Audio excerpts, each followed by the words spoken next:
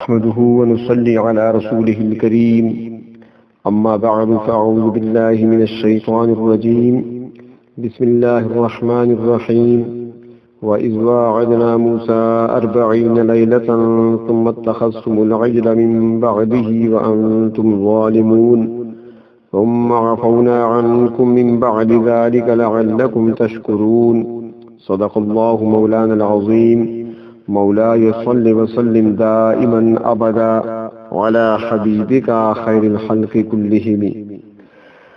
آج درس نمبر 47 ہے اور سورۃ البقرہ کی آیت نمبر 51-52۔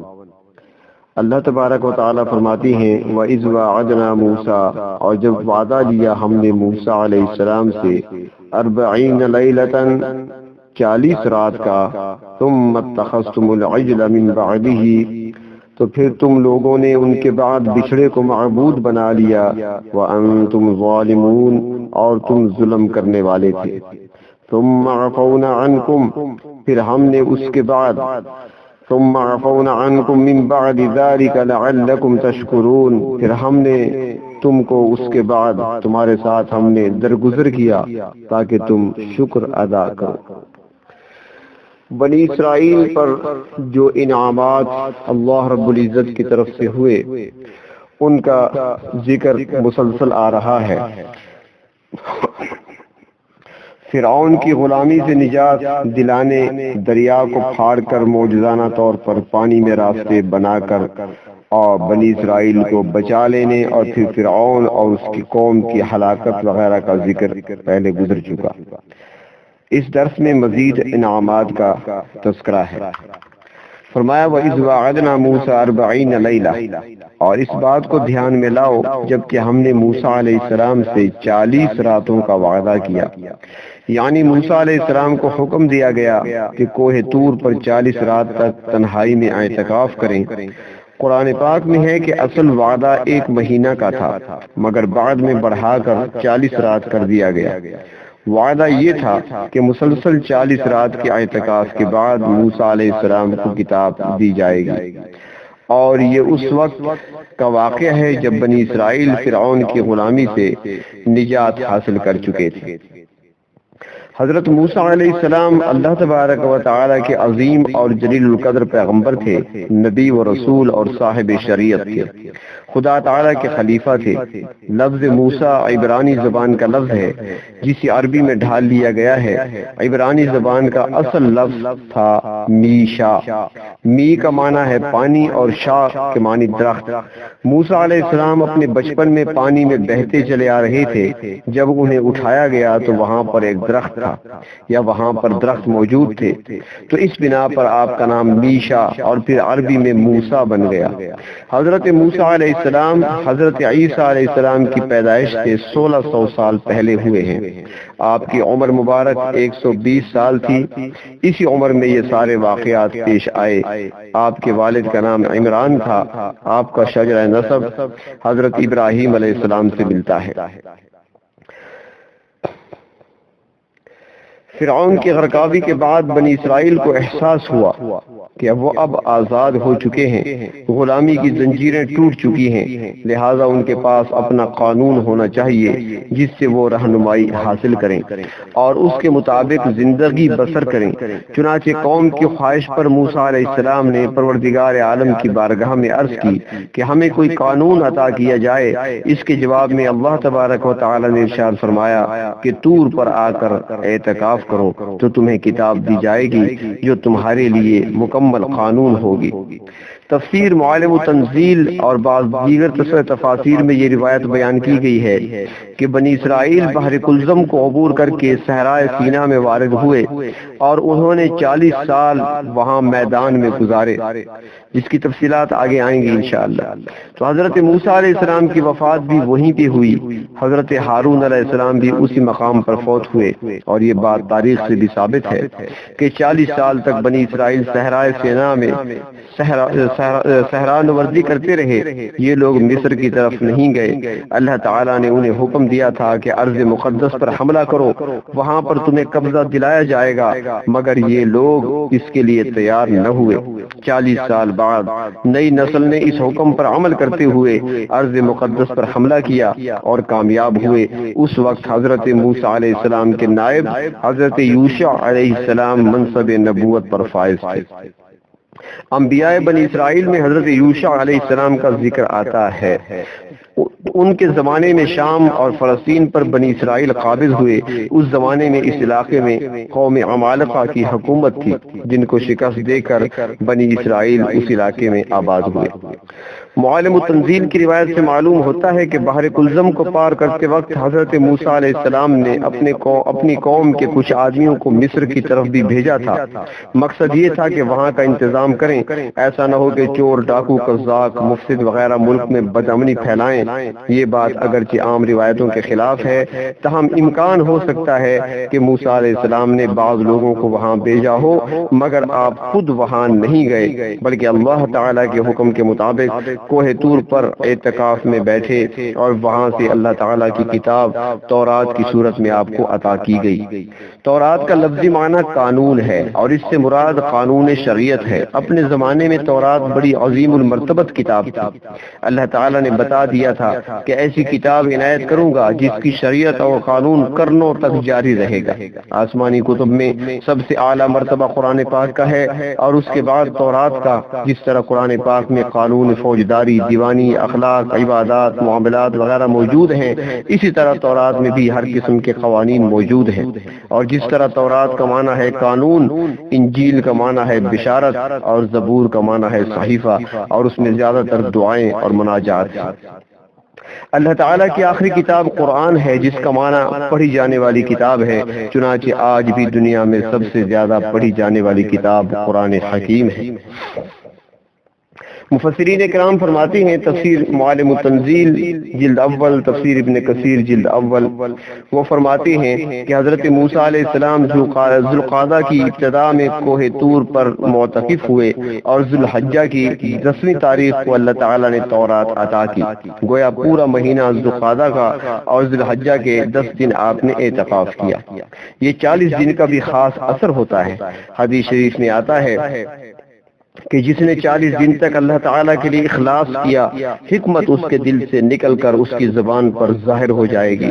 حکمت دانشوری کو کہتے ہیں اور یہ بڑی گہری بات ہے۔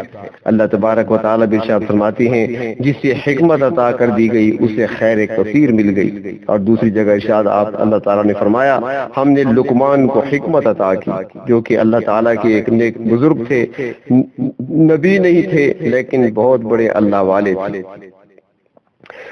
ایک حدیث شریف میں آتا ہے کہ حضرت آدم علیہ السلام کی مٹی 40 دن تک خمیر کی گئی، اور پیدائش، انسانی پیدائش کے سلسلے میں بھی آتا ہے کہ جب ماں کے پیٹ میں انسان کا پانی پہنچتا ہے تو 40 دن تک وہ پانی رہتا ہے، اس کے بعد پھر علقہ میں تبدیل ہو جاتا ہے، یعنی جمع و خون۔ اس کے بعد 40 دن بعد گوشت کا لوتھڑا بنتا ہے، پھر 40 دن بعد اس میں روح انسانی ڈالی جاتی ہے۔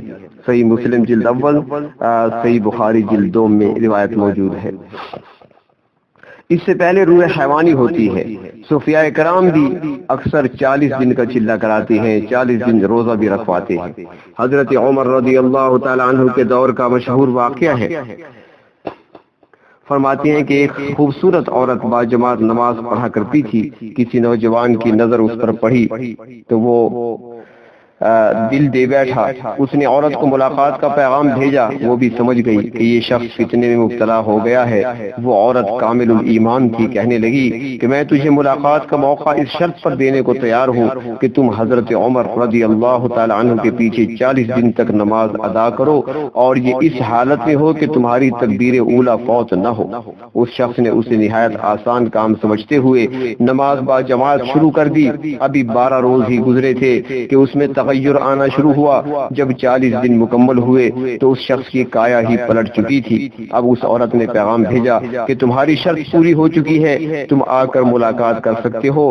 نوجوان نے جواب بھیجا کہ اب میری ملاقات اپنے رب سے ہو چکی ہے، اب مجھے کسی اور کی ملاقات کی ضرورت نہیں رہی۔ 40 دن کے چلے کا اس نوجوان پر یہ اثر ہوا۔ اس کے بعد اس عورت نے اس واقعے کا ذکر اپنے خاوند سے کیا اور اس کے خاوند نے وہ سارا واقعہ حضرت عمر رضی اللہ تعالی عنہ کو جا کر سنایا تو حضرت فاروق اعظم نے فرمایا صدق اللہ تعالی، اللہ تعالی نے بالکل سچ فرمایا ہے، ان الصلاۃ تنہی عن الفحشاء والمنکر، بے شک نماز بھی حیائی اور برے کاموں سے روکتی ہے۔ اور پھر نماز بھی ایسی جو امیر المومنین کے پیچھے ادا کی گئی ہو تو اس کا اثر کیا ہوگا۔ تو بہرحال 40 کی عدد کا یہ خاص اثر ہے۔ اللہ رب العزت نے انبیاء علیہ السلام کو نبوت عطا کی ہے تو وہ بھی 40 سال کی عمر میں عطا کی ہے۔ تو جب موسیٰ علیہ السلام 40 روز کے لیے کوہ طور پر اعتکاف میں بیٹھے تو اللہ تعالیٰ فرماتے ہیں ثم اتخذتم العجل من بعدہ، تو تم نے موسیٰ علیہ السلام کے بعد بچھڑے کو معبود بنا لیا۔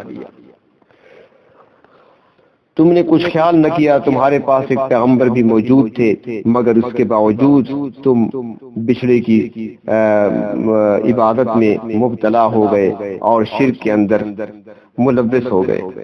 تو یہاں پر ایک سوال پیدا ہوتا ہے کہ ہارون علیہ السلام جیسے نبی کی موجودگی میں بنی اسرائیل نے بچھڑے کی پوجا کیسے کی؟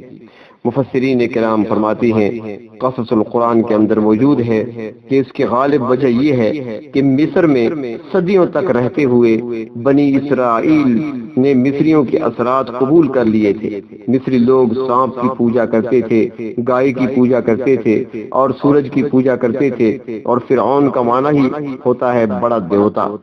سورج کے نام پر ایک بہت بڑا بت بنایا ہوا تھا سورج دیوتا کے نام سے، اور اس کے علاوہ مظاہر قدرت کی پوجا کرتے تھے۔ یہی چیز بنی اسرائیل میں بھی سرایت کر چکی تھی، لہٰذا انہوں نے بھی بچڑے کی پوجا شروع کر دی۔ اقوام عالم کے ایک دوسرے پر اثرات تاریخی طور پر ثابت ہیں۔ بر صغیر کے مسلمان ہندوؤں کے آثار سے بہت زیادہ متاثر ہوئے ہیں۔ اس طرح مصریوں کے اثرات بنی اسرائیل میں بھی سرایت کر گئے تھے۔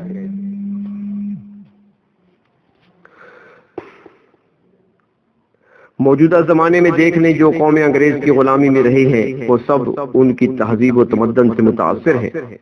مشرقی ممالک کو دیکھ لیں، پاکستان ہندوستان کو دیکھ لیں، آج کتنے متاثر نظر آتے ہیں، وہ غلامی کے اثرات باقی ہیں۔ تو بنی اسرائیل میں سے بعض اسرائیلی ایسے بھی تھے جو حلولی عقیدہ رکھتے تھے۔ اس کا مطلب یہ ہے کہ اللہ تعالیٰ کسی چیز میں حلول کر جاتا ہے اور اس شکل میں ظاہر ہو جاتا ہے، جیسے ہندوؤں میں اوتار کا عقیدہ ہے کہ اللہ تعالیٰ فلاں کی شکل میں ظاہر ہو گیا یا فلاں جنم میں اس نے ظہور کر لیا۔ تو اسی قسم کے غلط عقیدہ کی بنا پر سامری جیسے بدبخت نے انہیں گمراہ کیا اور ان کو گمراہ کرنے میں وہ کامیاب ہو گیا۔ اور قرآن پاک میں موجود ہے کہ اس سامری نے ان سے کہا ھذا الہکم و الہ موسیٰ، یعنی تمہارا اور موسیٰ علیہ السلام کا الہ یہی ہے۔ اللہ تعالیٰ اس بچڑے کے اندر معاذ اللہ حلول کرایا ہے، لہٰذا اس کی پوجا شروع کر دو۔ تو بچڑے نے بولنا بھی شروع کر دیا تھا، آواز بھی اس کے منہ سے نکل رہی تھی، تو جاہل قسم کے بنی اسرائیل سامری کی باتوں میں آ گئے اور انہوں نے بچڑے کی پوجا شروع کر دی۔ تو اب سوال یہ پیدا ہوتا ہے کہ سامری نے ایک کرشمہ کیسے ظاہر کیا؟ سامری کون تھا اور اس کا کام کیا تھا، اور وہ کس طرح اپنی اس سازشی جال کے اندر اس نے ہزاروں بنی اسرائیل کو پھنسا لیا تھا؟ تو انشاءاللہ زندگی رہی تو کل کے درس میں اس پر عرض کیا جائے گا۔ وآخر دعوانا ان الحمد للہ رب العالمین۔